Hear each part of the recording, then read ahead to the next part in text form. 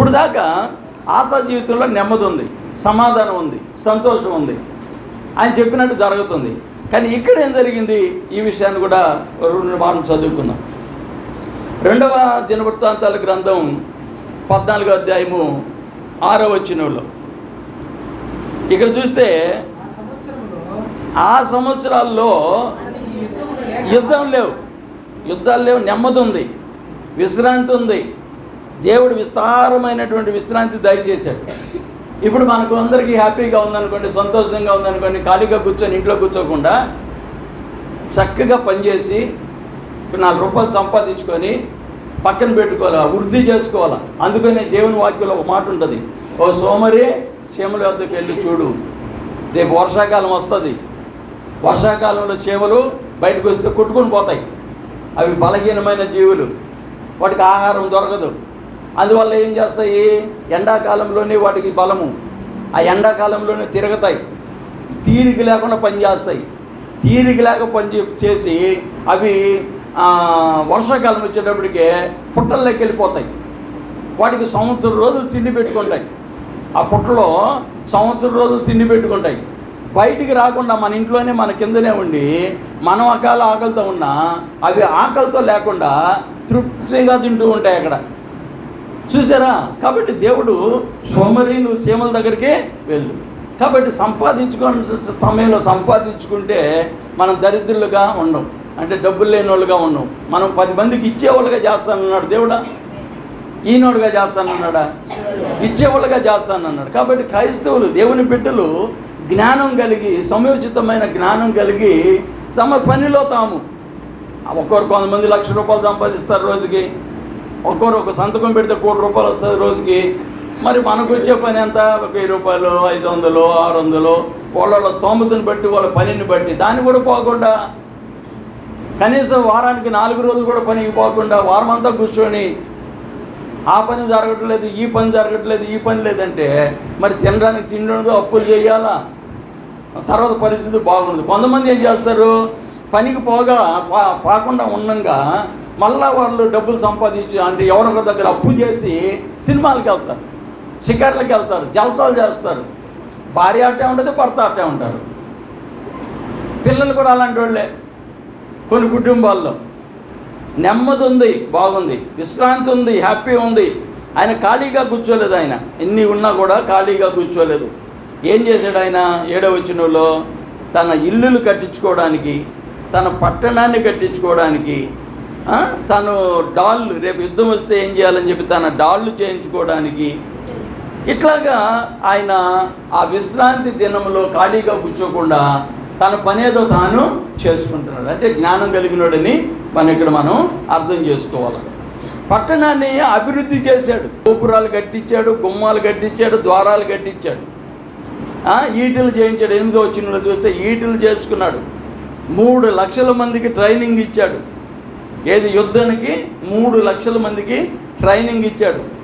2,80,000 మంది సైన్యం వెనక నడిచేదానికి చేశాడు. పరాక్రమశాలని పెట్టుకున్నాడు. ఇప్పుడు యుద్ధం వస్తే మనం భయపడకూడదు, మన దేశం భయపడకూడదు. దేవుడి మీద ఆధారపడ్డాడు ఒకటి. తర్వాత తనకు కావాల్సిన బలాన్ని, దేవుడు ఉన్నాడు అన్నీ చూసుకుంటాడులే, దేవుడు ఉన్నాడు అన్నీ చూసుకుంటాడని అనకూడదు. మనం చేయాల్సిన పనులు కూడా కొన్ని ఉంటాయి. మన పిల్లలు చదువుకోవాలంటే దేవుడు ఉన్నాడులే చూసుకుంటాడంటే కుదరదు కదా. పిల్లలు చదవాలి, దేవుడు ఉంటాడులే చూసుకుంటాడంటే దేవుడు చూస్తాడు. మనం చేయాల్సినవి మనం చేయాలి. దేవుడు మనం ఎంతవరకు ఇచ్చాడో అంతవరకు మనం చేయాలి.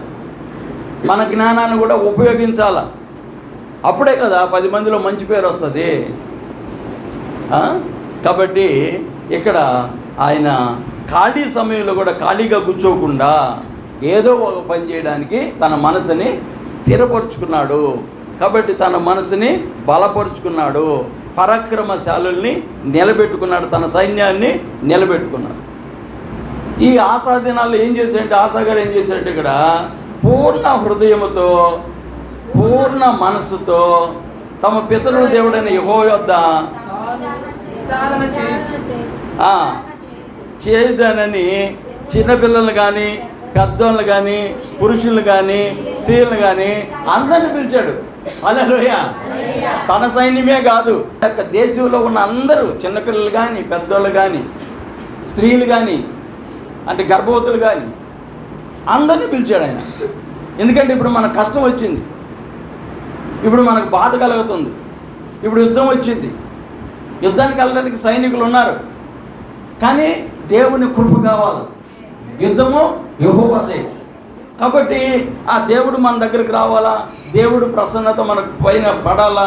కాబట్టి మీరందరూ కూడా దేవుని కనికరం కొరకు ప్రార్థన చేయండి. మేము యుద్ధానికి వెళ్తాము, మీరు ప్రార్థన చేయండి అని ఇప్పుడు అందరు కలిసి ఏం చేస్తున్నారంటే ప్రార్థన చేయించాడు ఆసారాజు. అది మంచి నిర్ణయం తీసుకున్నాడు. అంటే తాను తీసుకునే నిర్ణయాలన్నీ దేవుని మీద ఆధారపడే తీసుకుంటున్నారు. తీసుకుంటూ ఏం చేశాడు? 14 వచనంలో ఎలుగెత్తి పెద్దగా ఏడ్చి ప్రార్థన చేశారు. నువ్వు తప్ప మాకెవరు లేరు ప్రభువా అని పెద్దగా బొబ్బలు ఇడుచు వాళ్ళు ప్రార్థన చేశారు. బాగా ఏడ్చి ప్రార్థన చేశారు. అలా ప్రార్థన చేశారు. అప్పుడు ఏం చేసింది? దేవుని సన్నిధిలో ప్రార్థన సంతోషాన్ని ఇస్తుంది. హల్లెలూయా. చూడండి 15 వచనం, ఇలాగా ప్రమాణం చేయగా అందరూ సంతోషించిరి. దేవుని మందిరంలోకి వచ్చిన తర్వాత దేవుని మందిర వాక్యంలో సంతోషంగా కూర్చోవాలి. ఇక్కడ ముళ్ళ మీద కూర్చున్నట్టుగా, రాళ్ల మీద కూర్చున్నట్టుగా కాకుండా సంతోషంగా ఉండాలి. దేవుని మందిరికి వచ్చాయంటే ఒక హ్యాపీనెస్. లేదా ఇప్పుడు దేవుని చిత్తంలో దేవుని వాక్యం బాగా విని మంచిగా చదువుకొని మంచిగా పట్టుదల కలిగి ఉంటే రేపు కలెక్టర్ అవ్వచ్చు, డాక్టర్ అవ్వచ్చు, లేదా ఎస్ఐ అవ్వచ్చు, గొప్ప గొప్ప స్థానంలో ఉండొచ్చు. లేదనుకుంటే మామూలు జీవితం, నార్మల్ జీవితం ఉంటుంది. కాబట్టి మన చేతుల్లోనే మన జీవితం ఆధారపడి ఉంటుంది. కాబట్టి దేవుని మీద ఆధారపడితే మనకు మంచి మార్గం దేవుడు చూపిస్తాడు. ఒక ఉన్నతమైన కృప దేవుడు మనకి ఇస్తాడు. ఎప్పుడైతే అందరూ ఏడ్చారో, ఎప్పుడైతే వారు కన్నీరు గార్చారో, వారి లైఫ్లో తెలియకుండా సంతోషం వచ్చింది. ఆమేన్. అలా ఏడ్చి కన్నీరు కానీ దేవుని మందిరంలో 2 బొట్లు పడినా ఆ 2 బొట్లని దేవుడు బుడ్డిలో పట్టుకుంటాడు. ఆ దేవుని మందిరంలో పడిన కన్నీరుని ఆయన బుడ్డి అంటే ఆయన బుడ్డిలో దాచిపెడతా అంట. ఒక సీసా ఉంటుంది, ఆ సీసాలో వృధాగా కింద పడవు నీ కన్నీరు, నీ చెమట కూడా కింద పడినాడు దేవుడు. దానికి కూడా దేవుడు లెక్కిస్తాడు. ఎంత బాగా నా బిడ్డ ఏడ్చిందని, అన్న ఏడ్చింది, అద్భుతమైన కార్యం చేశాడు దేవుడు దేవుని మందిరంలో. కాబట్టి ఆ కన్నీరు ఆయన బుడ్డిలో పెట్టి జ్ఞాపకం చేసుకుంటాడంట. ఆయన నెమ్మది పరిచాడు, సమాధానపరిచాడు. ఈరోజు మన ఇంట్లో గొడవలు లేకుండా, ఈరోజు సమాధానంగా తిని ఆరోగ్యంగా పడుకొని సంతోషంగా నిద్రపోతున్నామంటే అది దేవుడు కృప. సరే, ఇక్కడ మనం చూస్తున్నాం పూర్ణ హృదయంతో ప్రమాణం చేశారు. యుద్ధము ఆగిపోయింది, నెమ్మది అయిపోయింది. దేవునికి మహిమ కలుగును గాక. యుద్ధం అయితే గుమ్మం దాకా వచ్చింది, యుద్ధం ఆగిపోయింది. ఆ యుద్ధానికి వచ్చిన వాళ్ళు ఏం చేశారు తెలుసా? చెప్పా పెట్టకుండా వెళ్ళిపోయినారు. వెళ్ళే వాళ్ళు వెళ్ళకుండా ఏరే దేశం తరుముకున్నారో ఏమో కానీ మొత్తం వదిలేసి వెళ్ళిపోయినారు. మొత్తం అంటే వాళ్ళు సంపాదించిన ఆస్తి. ఆ రోజుల్లో ఏంటంటే యెరూషలేం యుద్ధానికి వచ్చి యెరూషలేంలో ఉన్న డబ్బు కూడా తీసుకెళ్ళాలనుకున్నారు, కానీ వాళ్ళు వెళ్ళాల. ఏం చేశారు వాళ్ళు? ఇదంతా వదిలేసి వెళ్ళిపోయారు. అప్పుడు ఈ రాజు పోయినాడు ఆడికి యుద్ధానికి సైన్యంతో పోయేటప్పటికే అక్కడంతా కూడా ఎక్కడ బంగారం అక్కడ, ఎక్కడ ఎండి అక్కడ, మొత్తం ఊరికే తెచ్చుకున్నారు. హల్లెలూయా. యుద్ధం లేకుండానే దేవుడు కూడా నీకు ఉచితంగా దేవుడు ఆశీర్వాదాలు ఇస్తున్నాడు, దేవుడు ఆనందపరుస్తున్నాడు, దేవుడు సంతోషపరుస్తున్నాడు.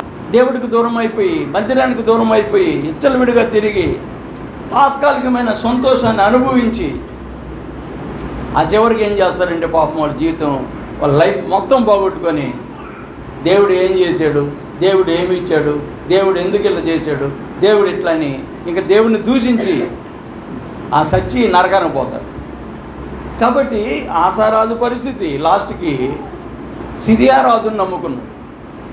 సిరియా రాజును నమ్ముకోవడమే కాకుండా ఇంతమంది సైన్యాన్ని పెట్టుకొని భయపడి దేవుని మందిరంలో ఉన్న బంగారం, దేవుని మందిరంలో వెండి, దేవుని మందిరంలో డాళ్ళు అన్నీ సిరియా రాజుకి పంపించేశాడు.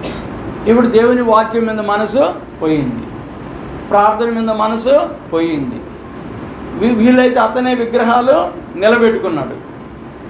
చూసారా మనిషి అంత దారుణంగా పడిపోయినాడు.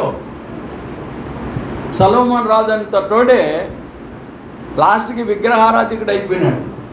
ఎట్టయినా సైతాను మనిషిని వాడగొడుతుంది లాస్ట్కైనా సరే, ముసలోళ్ళు అయిన తర్వాత అయినా సరే. రోషం అక్కడ కూడా ఉండాలి. అబ్రహాము గారు 180 సంవత్సరాలు అయినప్పటికీ కూడా ఏం భయపడలే. ఆయన యెహోవాను నమ్మినో అది అతనికి